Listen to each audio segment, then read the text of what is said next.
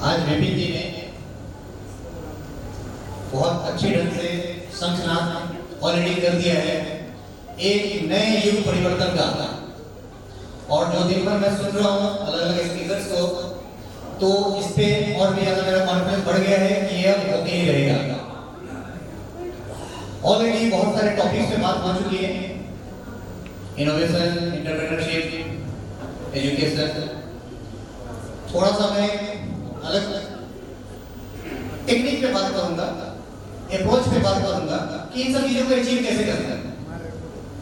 Definitely resources are required. आगे बढ़ेंगे।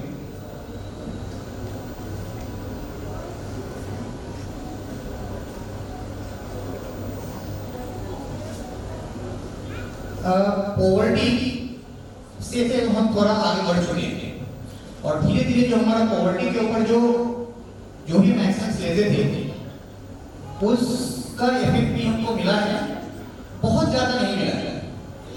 तो इसलिए धीरे धीरे अब हम प्रॉस्पेरिटी के ऊपर अब हम बढ़ रहे हैं। जिस तरह से अभी हमने बातें की, थोड़ा आगे चलिए बस तो धीरे धीरे, क्योंकि जो भी आज बातें हुई हैं ये सब हम एक प्रॉस्पेरिटी को, अपने सोसाइटी में प्रॉस्पेरिटी को अचीव करने के लिए हम कर रहे हैं। ऑलरेडी कुछ चीजें कवर हो चुकी है, इसलिए मैं स्टार्ट कर थोड़ा बात कर लेते हैं, आगे लेते हैं। तो प्रॉस्पेरिटी पॉवर्टी पे जो भी अभी हम ले रहे थे approach to eliminate the poverty, now we have to shift into prosperity. इसमें भी ऑलरेडी आज बहुत सारी बातें हुई हैं, आगे लेते हैं। व्हाट इज दिस प्रॉस्पेरिटी, थोड़ा सा इसको समझते हैं। Prosperity is not just absence of poverty. It is कि हमारे लोगों में, पीपुल्स में किस तरह से एक इकोनॉमिक और सोशल वेलबीइंग उनके अंदर डेवलप हो, that is called prosperity. Prosperity भी जिस तरह से आज हम लोगों ने ऑलरेडी बहुत सारे स्पीकर्स में बातें की हैं, तो अदर नेशंस ने इस प्रॉस्पेरिटी को कैसे अचीव किया है, let us try to understand that.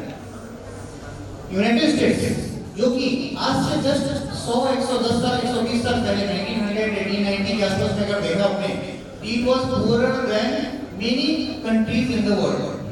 लेकिन उसने आज जिस कंडीशन में है हम सब लोग देख रहे हैं, उसी तरह से जापान जिसमें इतना एटम बम गिरने के बाद इतना बड़ा डिस्ट्रक्शन हो गया था, वो आज कितना ज्यादा समृद्ध देश है, प्रॉस्पर देश है। साउथ कोरिया जो 1970 में भी वो एक बहुत ही पुअर कंट्री हुआ करता था, वहां से आज बहुत ही अच्छा प्रॉस्पर कंट्री है। दुबई के बारे में हम सबको पता है, लेकिन हार्डली 25-30 साल पहले तक दुबई ऐसा नहीं था, वो डिजर्ट था। वही दुबई जो कि ऑयल रिच कंपनी है, ऑयल बेस्ड इकोनॉमी है, वहीं पे दूसरी कंपनी है नाइजीरिया, वो भी ऑयल बेस्ड कंपनी इकोनॉमी है। लेकिन नाइजीरिया आज कहाँ है और दुबई आज कहाँ पे है, हम देख सकते हैं। तो इन सब कंपनियों, इन सब देशों ने कोई एंटी पॉवर्टी इनिशिएटिव्स के थ्रू इसको अचीव नहीं किया है। उन्होंने अचीव किया है इनोवेशन एंड एंटरप्रेन्योरशिप के थ्रू। यहाँ पे मैं एंटरप्रेन्योरशिप की जब बात कर रहा हूँ, तो I am not talking about कि दुकान लिया उसको, उसमें थोड़ा सामान बढ़ा और गले पे बैठ गए। Entrepreneurship is really the real meaning of entrepreneurship, where we learn how to do it, we go through the whole process of the entrepreneurship.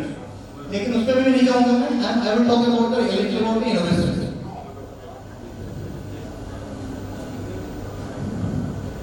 Innovation means कि जब कोई लोअर वैल्यू की जो पहले होती है उसमें हम उस चीज में उसको ट्रांसफॉर्म कर सके, किसी कुछ हायर वैल्यू उसमें क्रिएट कर सके, दैट इज कॉल्ड इनोवेशन।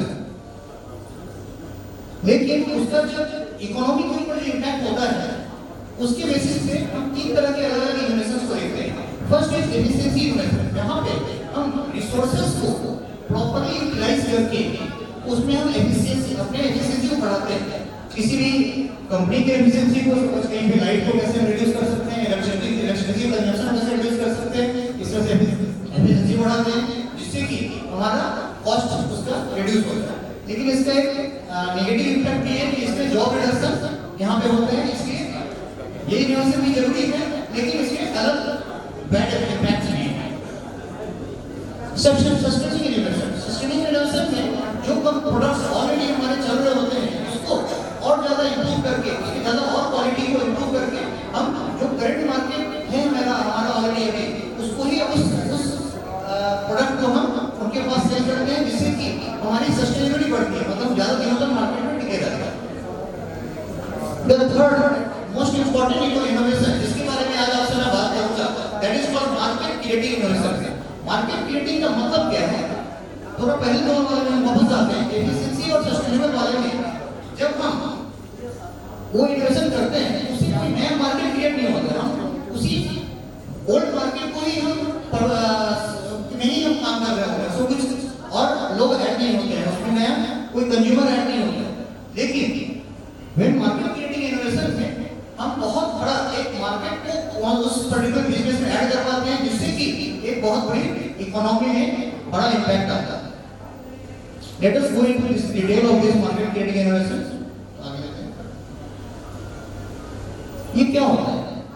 तो मार्केट क्रिएटिंग इनोवेशन में हम जो एक्सपेंसिव प्रोडक्ट होते हैं उसको और कॉम्प्लिकेटेड उसको हम सिंपल बनाते हैं और अफोर्डेबल बनाते हैं, जिससे कि वो कोई जो एक बहुत ही ज्यादा से ज्यादा लोग उसको खरीद सके और उसको यूज कर सके, जिससे बहुत सारे कंज्यूमर्स उस इकोनॉमी में इंक्लूड हो जाते हैं। द मासेस यानी कि जैसे में पिरामिड अगर देखा आपने रिच और पुअर का पिरामिड, तो रिच टॉप में होते हैं, बॉटम में जो पिरामिड में जो बॉटम में होता है वहां पे बहुत बड़ा कंज्यूमर बेस होता है जो कि बहुत सारी चीजों को अफोर्ड नहीं कर पाता। इस सिस्टम के थ्रू हम उसको मार्केट में खींच के लाते हैं, उसको अफोर्डेबल, उस प्रोडक्ट को अफोर्डेबल बना के, जिससे वो उस पर्टिकुलर प्रोडक्ट या सर्विस की उसकी डिमांड बढ़ जाती है और उससे बहुत सारे जॉब्स भी क्रिएट होते हैं, जो कि मार्केट बहुत बड़ा हो चुका होता है। This triggers significant and long-lasting development.